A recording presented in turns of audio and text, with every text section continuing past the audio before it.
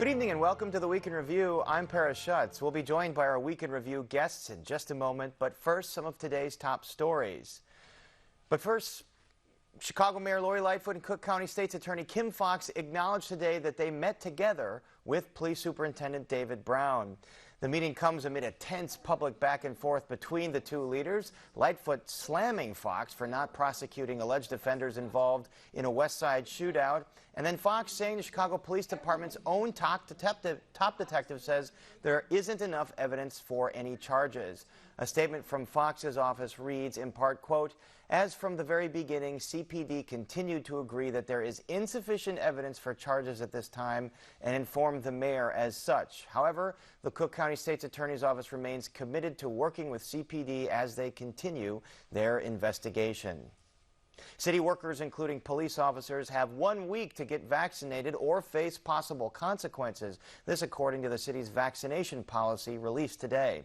The policy states that all workers will have to have received their second dose by October 15th or have to report twice weekly COVID testing results to the city at their own expense. If workers fail to comply with all of that, they'll be placed on a non-disciplinary, no-pay status.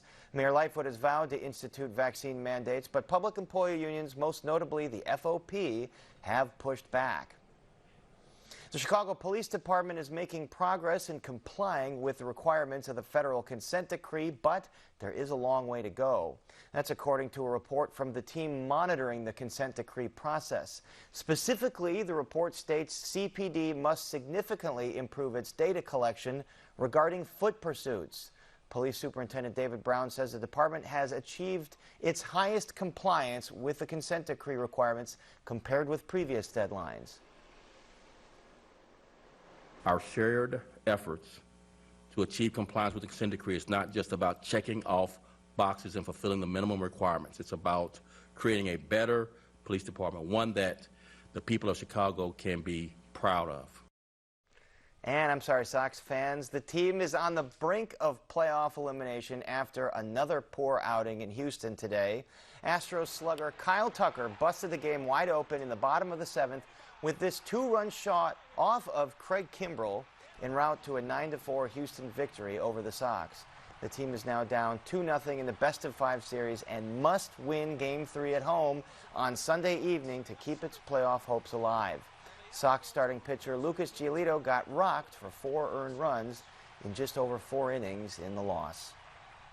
And now on to our Week in Review panel. Joining us are Rick Pearson of the Chicago Tribune, Laura Washington of ABC 7 News and the Chicago Sun-Times, Monica Eng of Axios Chicago, and Mike Mulligan of WSCR 670 The Score. Let's get right into it with that war of words between Lightfoot and Kim Foxx. Here's what they both had to say this week. If they do not feel like the criminal justice system is going to hold them accountable, we're going to see a level of brazenness that will send the city into chaos. I was quite honestly mortified by what happened yesterday, particularly because the mayor is a former prosecutor. Laura Washington, a lot of finger-pointing here related to this shootout on the West Side. Pretend you're a fly on the wall here in this meeting today. What was that conversation like, do you think? I wish I was there, Paris. Yes, the conversation was probably pretty bleak. I suspect there wasn't a lot of conversation. I suspect there was probably a lot more finger-pointing. This finger-pointing relationship dates back quite a while. The mayor and Kim Foxx and Police Superintendent David Brown have been trading barbs, trading accusations about who's responsible for the surge in crime in this city. And so I suspect that a lot of that continued. Now, there was a statement that Kim Foxx made coming out of that meeting today saying basically, I told you so. She's saying that her original point was that there was not enough evidence to charge the perpetrators in this crime. She's saying that was upheld by what the police detectives are telling her. So I think even though they're saying they're going to work together and they're going to continue the conversations, at least that's what Kim Foxx is saying, I think things remain at an impasse. And the challenge here is, can we get past the finger pointing and the accusations and get something done?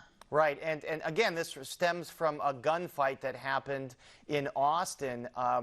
And as Kim Foxx said, Rick Pearson, the CPD's own chief of detectives says we don't have enough evidence here to bring murder charges or gun charges at this point. So why is Lightfoot so adamant that they bring some kind of charges?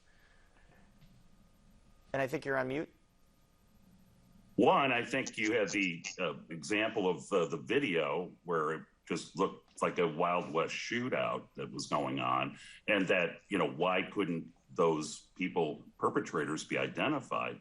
But beyond that, you've got the fact that, crime has become a very, very important political issue when it comes to Chicago, and the randomness of where shootings are occurring, the shootings going on the expressways into and out of the city. And she's feeling the weight of that. And that's her obvious target becomes Kim Foxx as the state's attorney. I mean, when Laura was right about how this has been kind of an ongoing battle, when you look at how the superintendent was blaming the court system and Foxx and restorative justice over things that hadn't even gone into effect yet under the new kind of restorative justice laws. So we're going to keep, I think, seeing more of that kind of back and forth. I don't see these two sitting into a room and being able to settle on anything. Right. This says the homicide rate is over 600 homicides this year, 4% up from last year. No sign of any answers to get that under control. And there are a lot of residents that are upset, not the least of which is Illinois' wealthiest resident, Ken Griffin, who threatened to move his business out of Chicago because of the crime rate. Take a listen. It's becoming ever more difficult to have this as our global headquarters, a city which has so much violence. I mean, Chicago is like Afghanistan on a good day. And that's a problem. I'll put this in black and white. I probably had 25 bullet shots in the glass window of the retail space in the building I live in. They tried to carjack the security detail that sits outside my house. That didn't go so well for the carjacker, but it just tells you like how deep crime runs in this city. Monica Eng, Griffin there echoing the former president's sentiments that Chicago was like Afghanistan. Is that a fair comparison? Well, I mean, you can look at the year that he actually moved Citadel here and then in 1990, and you can look at the crime statistics then, that they were much higher. That does not forgive the unacceptable violence we have right now. But, the mayor and Kim Foxx and Brown all fighting about it sort of adds to this perception of, yeah, violence and nobody knows what to do about it and there's chaos, which really doesn't help. But I mean, it just seems like grandstanding. It seems like the talking points of the Republican Party are Illinois is in chaos, Chicago's in chaos. We need someone to put everything under control. But FYI, the very next day after that speech, Condé Nast Travelers voted Chicago the best big city to visit for the 5th year in a row. So obviously, travelers have a different perception of Chicago than Griffin. Right, very schizophrenic news week, and that was a reader's poll in the Condé Nast magazine. Mike Mulligan, are you seeing any solutions here from any public officials or just bickering and finger pointing? I think you said it, bickering and finger pointing. It's not making any sense here. Why aren't people, I think we all understand there are problems. Why aren't people moving in the same direction? I don't understand how we can talk about, two public servants, and if you include the police, another element there, that don't seem to be on board with the same ideas. That's got to be resolved, and that's got to be resolved like 4 years ago. And I think it's because there just isn't any short-term answer right now to the violence that the city is experiencing. And Griffin isn't the only one touched by Chicago violence, of course. Here's what Cook County Board President Tony Preckwinkle said last night on our program about an attempted carjacking of her security detail. I'm very, very grateful that the member of my detail who was subject to a carjacking is okay. He was not harmed, and that's the first thing that's critical to me. But these random acts of violence, unfortunately, plague many of our city neighborhoods, not just my own. Rick Pearson, this is the second such incident, apparently, but there's confusion about this latest incident. What do we know thus far? Well, it's to me, it's not clear exactly what we know because, as Preckwinkle said, this is under investigation by the Chicago Police Department. She doesn't want to weigh in on interfering with what the investigation may prove, but it's kind of very frustrating. She's now at least announced that, well, if there's future incidents, I'll let the public know. But we really don't know, and I think. Truly, I think what's more interesting here is kind of the dynamic of how this violence is kind of touching home with Toni Preckwinkle. And of course, one of her chief allies is State's Attorney Kim Foxx. Right, and there's some criticism, especially from the lone Republican commissioner on Cook County Board, Sean Morrison, saying, how come we learned about this when it was reported? It was reported by this social media account, CWB Chicago, that tracks crime. Laura Washington, should Preckwinkle have gotten out ahead of it and announced that something happened before someone reported it out? I think that would have helped her make her case much more effectively now. She's saying that she didn't want to compromise the integrity of the investigation. She wanted to have the investigators do their jobs. But there was another incident earlier this summer that was also is really now only coming to light, which allegedly involves one of her security detail officers losing or having his gun stolen. So this is the second example of an incident that might have involved violence involving her own detail right in front of her house that the public did not know as much about. So at minimum, she probably should have been more transparent earlier. It told us what she could tell us. And in her statement, she's saying, in the future, I will let you know that something happened. The public deserves the right to know that what's happening and what's being investigated, and we didn't know that in a timely fashion. And Police Superintendent David Brown said there's nothing fishy about that. The police are investigating, but people shouldn't read into the fact that she didn't go public with it before it was reported out. David Brown also appeared before City Council for the annual budget hearings. Monica Eng, anything in there that gave you confidence that something new is going to be tried here to get the murder rate down? Nothing in particular. It's not like there are a lot of new things under the sun. We just have to find ones that work. I mean, I just feel like, living in Chicago and being a journalist in Chicago for all these years, it all feels so cyclical. The murder rate in the 90s and then the spikes, and I wish it didn't feel so cyclical. I wish there was some sort of new way to approach it and a new great silver bullet. And as you mentioned, it was higher in the early 90s, and 2020 in general, and the first several months of 2021 across the nation, there's been this spike in crime. So Chicago, of course, isn't alone. Paris. I'm sorry, Paris. One of the big difference now is that the victims are getting much younger. Children. Right. There was a child that was shot just today, I think in Gresham. Children are being shot. Again, there's this randomness about it, and it's pretty scary. And I don't think that you're seeing. I know there's crime and violence is a problem across cities, particularly during the pandemic. But I don't think you're seeing the level of crime, particularly involving young people and children, that you're seeing here in Chicago, and that's very disturbing. Certainly is disturbing. All right, let's get to the other big news of the week. President Joe Biden made his trip to Chicago after postponing it a week before, goes to Elk Grove Village to tout COVID vaccine mandates. And Rick Pearson, apparently there was a little tiff with Mayor Lightfoot. What happened here? Well, there's reports that at the airport at O'Hare, where the president landed, that Mayor Lightfoot told the president that she felt she had been mistreated on this visit, that she was not part of the speaking program and wasn't given due benefit. And so he got her in the SUV and they went to Elk Grove Village, and she was given a small time to speak and then did not stay for the speech. But truly the protocol is, the mayor of the city where Air Force One lands, that's where you greet the president. Right. I don't believe she's the mayor of Elk Grove Village. And so her assertion that she wanted to have a speaking role in this, and I could not imagine this taking place in Rosemont, for example. With Mayor Stevens out there in Rosemont, I'm sure Mayor Stevens would want to be speaking at an event in his community. Mike Mulligan, as to the substance of this, President Biden is touting vaccine mandates for corporations like United, saying this is a way to get that vaccination rate up by having big companies mandate vaccines. Do you think that message is hitting home?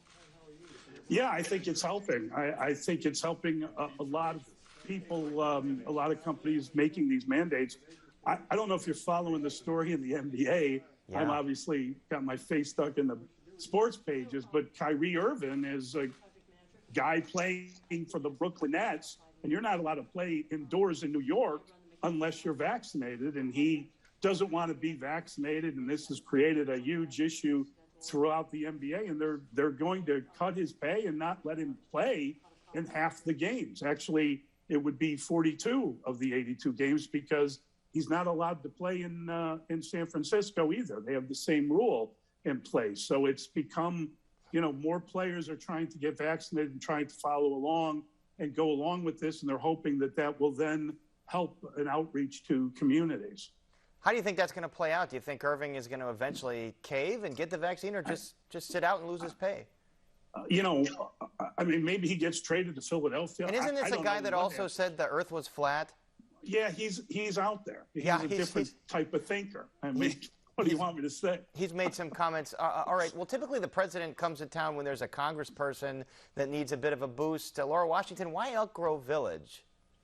Well, because the Clayco is involved with a construction site there, and Clayco is a company that's very closely tied to the Democratic Party. The owner of the company has been a longtime Democratic Party donor, and they wanted to highlight that company because they have a really great track record in terms of getting their employees vaccinated. So Biden wanted to highlight a good citizen in the corporate world to make his case for why it's so important to get these vaccinations. And it seems like the trend is really going in his favor in terms of more and more companies. United Airlines, also headquartered, here's another example that he's highlighted, are really taking this very seriously and moving the ball on it.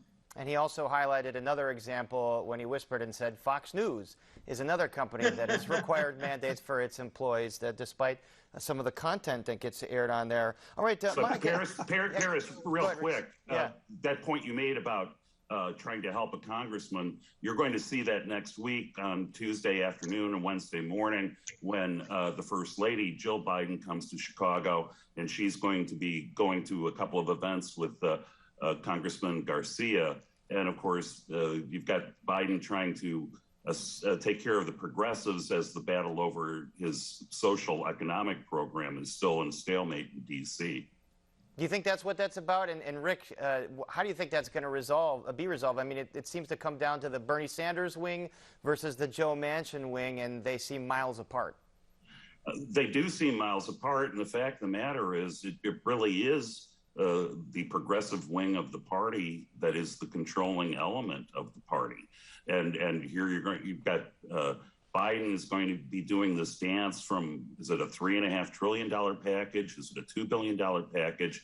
Everything that gets cut out of it is going to be coming at the expense of somebody in the progressive wing. And as long as Manchin continues to want to play the conservative card, as it were, I'm not sure how long this is going to take. And of course, this is signature re-election legislation for Joe Biden. It certainly seems like a very delicate balance here to keep that coalition on board. Monica, you had a story this week talking about the continued crowded hallways in CPS schools and classrooms.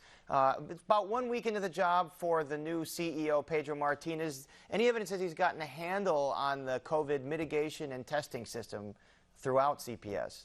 Well, he says he's serious about doing it. I should say a young man we know who goes to high school in Chicago finally, for the first time, saw testing at his school, at a CPS high school, but they were told only 50 tests. So that's it. We got a limit on it. So at least it's moving. And I talked to some other parents who said, oh, yeah, the testing's been going in their school for a couple of weeks now. But those crowded hallways and kids pulling down their masks and kids, in school for 7 to 8 hours a day, it worries me. We've got, more than 7,000 people in quarantine from CPS alone. And Laura Washington, this comes as the mayor, as we mentioned earlier, puts out her vaccine mandate guidelines for city employees. Do you think the FOP is going to go along with this? So she's backed off mandating the vaccine. Now you have to get tested and report those results twice a week. Yes, and the FOP had kind of got out ahead of her earlier this week by announcing that they're still supposedly in negotiations around how this will actually work, but they got out ahead and said that in fact that they've got a deal where they're going to have testing as an alternative. You don't have to have the vaccine if you're a police officer, police personnel. You can get the testing alternative instead, and it looks like that might be the direction that she's going with other city unions as well. It's going to be very difficult to, especially if you want to keep people on staff. We need police officers. We're really seriously down on manpower right now. We can't really afford to lose officers even temporarily because they won't get vaccinated. So it looks like that's going to be the compromise, either vaccines or testing. Oh, and it seems like some might be rankled by the directive that they'd have to pay for their own tests here. I mean, if they can't find a free one. Let's move over to sports. Mike Mulligan. Not a good day or couple days for Sox fans. You mentioned before the show you had to turn off because you just can't watch this. What's going wrong here the first two games? You know, I think there is a chasm between the defensive capabilities of each of these teams. And I think that when you ultimately look at how the White Sox have lost both these games, it's been sort of death by a thousand cuts, right? So, I mean, the Sox ran into a buzz mill with with Lance McCullers pitching in Game 1, but they had a 4-2 lead in this game and they could not preserve it. And at different points in the year, they had talked about having the best bullpen in baseball, and the thinking was that that was really going to show up, and it didn't. It didn't in this game, and it was a pity. They boosted that bullpen with the trade of Nick Madrigal to the Cubs for who was the best closer in the game, Craig Kimbrell, who didn't look very good today. What's wrong with the bullpen? Craig Kimbrell was like less than a run. With his ERA with the Cubs was like 0.5. So it was ridiculous. And then he gets to the White Sox, and his ERA is 5 point something. So I think he is a closer, and he's going to make the Hall of Fame as a closer. And the White Sox have a closer in Liam Hendriks, and they want this guy to kind of handle the eighth inning. And he hasn't been able to do it since he showed up on the South Side. Not used to that role. Yeah. So what do you project for Game 3 when the Sox come home? They're going to have a blackout. It's going to be a Sunday night game. I really think the White Sox, this is their best and final shot at winning a game. And I think, you win that game on Sunday, and then you worry about Monday, and maybe Carlos Rodon can go. Maybe they bring back Lance Lynn on short rest. But, obviously they are facing an elimination here on Sunday night. So you got to win that game. Then you win Monday's game, and you go back out there and you roll the dice. But certainly looks like they aren't nearly as good as their opponent. That's a really good team that makes very few mistakes and seems to push the edge all the time, and the White Sox haven't responded. All right, well, Matt Nagy responded to all the criticism that he was going to stick with Andy Dalton, that's the starting QB if he was healthy, by doing a 180 and saying, nope, Justin Fields, the rookie phenom, is our starter going forward. Mike Mulligan, what caused this change of heart? Get out of your own way, Matt Nagy. I don't know what this guy was thinking to begin with. But by the way, I have to ask you, does this also mean Bill Lazor, the offensive coordinator, is going to call the plays? Because it's clear the offense is way better when he does. Look, it is distinctly possible that Justin Fields is not entirely ready to be the quarterback of the Bears. That's possible. But given his unique skill set, and he is a very mobile player. He runs like a 4.3 40. When you watch him move, it doesn't look like he's making any effort to run. But look at the deep ball that he throws. I haven't seen deep ball's perfect. Deep balls like that in years. The deep ball? How did he get the deep ball? He had protection. They ran the football. No, it's called play action fakes. Right. So you keep the opponent on their heels, uncertain of whether, we got to stop the run. Oh, he just went over the top. It's night and day. That's the stuff that Nagy was trying to do wasn't necessarily a bad idea. At halftime of the game in Cleveland, the worst offensive performance and the second worst offensive performance in 100 years. 100 years. He tried to go empty backfield, which meant the compromised offensive line playing against a great defensive line they were going to be overrun. But the quarterback's supposed to get rid of the ball, immediately. Justin Fields doesn't do that. Before we go, yeah, I'm sorry. I know you have a lot of thoughts, but before we go, we do have to mention the Chicago Sky, maybe the hottest team in Chicago. They finished the season 16-16, and now they're in the finals. How did they turn it around? Candace Parker. It's as simple as that. They had a good team, and then they brought in one of the greatest players in the history of the game. She is the GOAT, and she came to Chicago, to her hometown. She's from Naperville, and a really good team became, hopefully a championship team. And we'll find out later tonight who they're going to face in the WNBA Finals. And we're out of time right now, so our thanks to Rick Pearson, Laura Washington, Monica Eng, and Mike Mulligan. And that is our show for this Friday night. Don't forget you can get Chicago Tonight and the Week in Review streamed on Facebook, YouTube, and our website, WTTW.com/news. And then we're back at 7 o'clock all next week. And now for the Week in Review, I'm Paris Schutz. Thank you so much for watching. Stay healthy and safe, and enjoy the warm weekend.